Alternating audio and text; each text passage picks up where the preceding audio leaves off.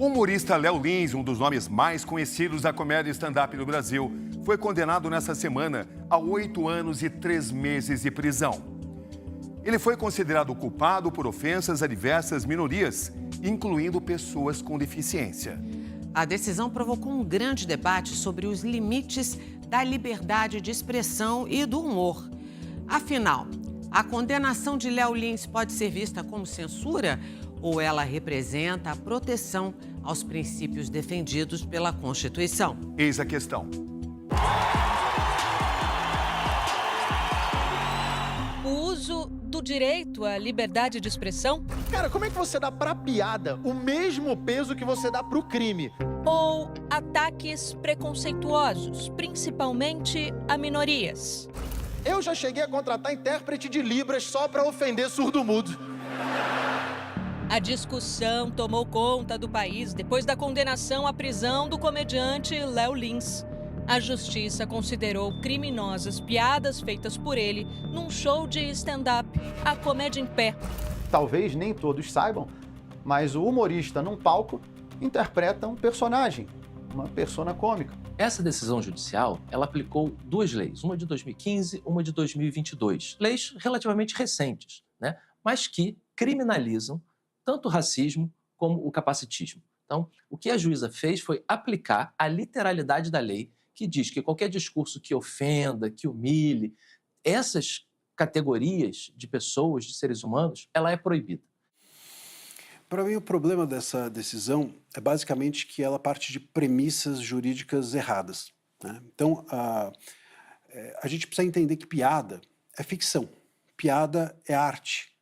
Somos todos adultos, então cabe ao cidadão definir. Se não gostou, ele pode entrar na justiça e pode processar, enfim, tudo. Agora, de forma alguma, quando parte do Estado, me parece uma atitude autoritária.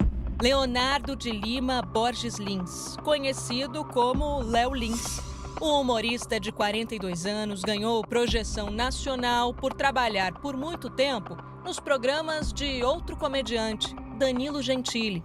A juíza Bárbara de Lima Izep, da 3ª Vara Criminal Federal de São Paulo, condenou Léo Lins a 8 anos, 3 meses e 9 dias de prisão pelos crimes de ofensas contra 8 coletividades, como idosos, obesos, negros e homossexuais. Na sentença, a juíza ainda destacou que a pena foi agravada pelas ofensas do comediante a pessoas com deficiência. Além disso, Léo Lins foi condenado a pagar uma multa superior a R$1.700.000, além de uma indenização de R$303 mil por danos morais coletivos. A defesa recebeu essa sentença com muita surpresa, diante de tudo que foi desenhado durante o processo, né? Então, com uma pena altíssima, uma multa altíssima, que na prática acaba buscando ali inviabilizar o humor, inviabilizar a liberdade criativa do artista, com prisão maior do que para uma pena de tráfico, para um crime de homicídio, corrupção. Nossa equipe teve acesso aos depoimentos durante o julgamento. O que o senhor tem a dizer a respeito dessa acusação, então? De que o senhor quis incitar, promover preconceito, discriminação? O senhor me disse que ela é verdadeira ou falsa? Falso. Eu acho, se modéstia à parte, acho bem absurdo. É muito claro que é um ambiente fictício, é um personagem num palco. O que eu falo sempre, minha resposta para a pergunta qual é o limite do humor, é que o humor não tem limite, o ambiente sim. Essa é a minha frase definitiva para isso. Então ali eu tô no ambiente para isso, no ambiente adequado. Todo mundo que está ali, ninguém está ali obrigatório. O julgamento teve origem em acusações feitas pelo Ministério Público, que considerou uma apresentação específica do comediante, o stand-up perturbador, gravado e disponível nas redes sociais. Para o Ministério Público, as piadas contadas por Léo Lins no show, acessível a qualquer um na internet, tinham caráter preconceituoso e discriminatório contra minorias e grupos vulneráveis, o que constituiria crime. Entre os minutos 16 e 17, o denunciado volta a insultar pessoas com deficiência, ao mesmo passo que se vangloria por receber ameaças. Na porta do teatro, colocaram um detector de metal. Tinha polícia, a plateia teve que passar no detector, teve revista no público, e graças ao detector, a gente impediu a entrada de um canivete e 2 cadeirantes. Aí tem a foto. O senhor confirma que falou isso? Permanecemos. Na folha 12 diz, também combina as falas contra a população negra a discurso antissemita. Sobre essa fala, o senhor confirma? Permanecemos. No depoimento, Léo Lins reforçou a ideia de que estava num palco durante uma apresentação artística. É muito claro o caráter teatral, pelo fato de ser um mesmo texto. Se a pessoa vai assistir o show perturbador, o texto é esse. Mas é um espetáculo teatral com texto, com cenário, com figurino, aonde eu deixo claro também o conteúdo.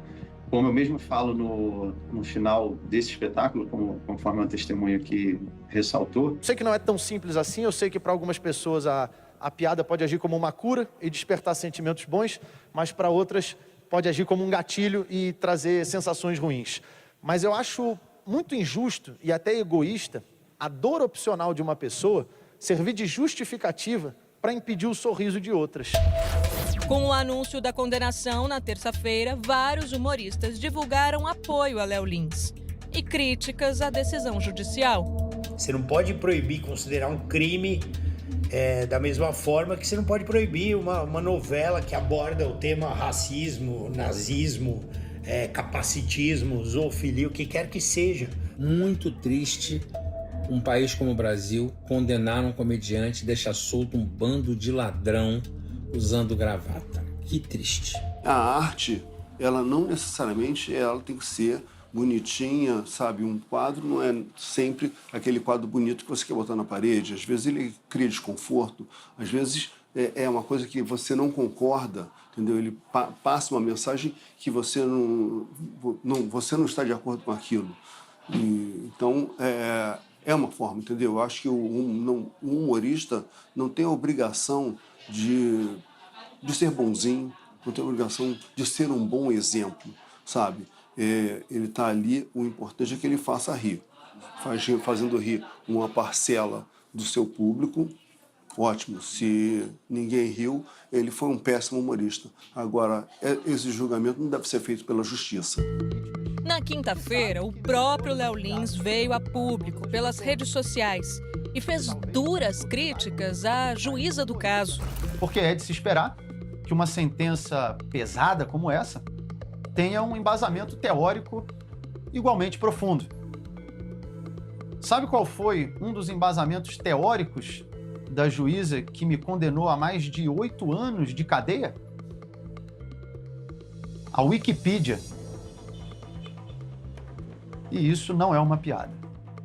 Você imagine um inocente acusado de homicídio, a juíza fala, você matou? Ele diz, não. Ela vai na Wikipedia, pessoas podem mentir? Sim, sabia, condenado. Este advogado critica a decisão da Justiça Federal de São Paulo. Para ele, a condenação pode ser encarada como uma forma de censura. Se um humorista é condenado a 8 anos pelo que fala, por exercer a sua atividade, bem ou mal, não importa, outros humoristas poderão passar a ter receio de exercer a sua atividade. E isso gera autocensura, o que é um perigo para a liberdade de expressão no país. E não vê como seria possível definir um limite jurídico para o humor. A única restrição que a nossa Constituição faz à liberdade de expressão é o anonimato. Ela veda o anonimato. Então, a pessoa não pode se esconder atrás de um tapume e dizer o que bem entende. Se ela se apresenta, pronto, a liberdade de expressão pode ser exercida, então, plenamente. Este outro advogado tem uma visão diferente sobre o caso. Liberdade de expressão, ela serve para proteger a democracia.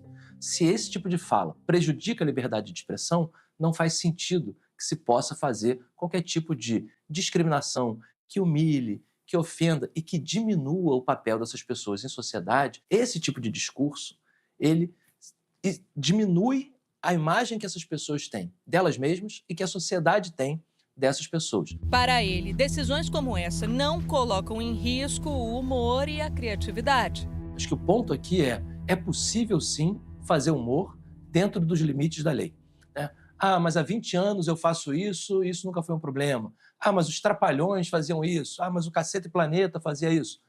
Outro tempo, outra lei, outra sociedade. Por ser uma decisão de primeira instância, Léo Lins não corre o risco de ser preso imediatamente. E a defesa já prepara o pedido de recurso. Vai para o Tribunal Regional Federal. Eventualmente, se a sentença for mantida ou a defesa ainda não concordar com o conteúdo, nós podemos recorrer ao STJ ou ao STF, dependendo de como vier o acordo. Eu tenho fé que no fim vai dar tudo certo, até porque se rir virou crime, o silêncio virou regra. O grande teste da liberdade de expressão é se você consegue defender a liberdade de expressão do outro. A liberdade de expressão daquele que você não gosta ou daquilo que você não gosta. Nesse momento, você defende um valor. Às vezes eu gosto de fazer uma piada só para ver a reação de espanto da pessoa, sem ela estar esperando. Nós entramos em contato com o Tribunal Regional Federal da Terceira Região para ver se eles queriam comentar as críticas feitas à decisão da juíza, mas nós não tivemos retorno.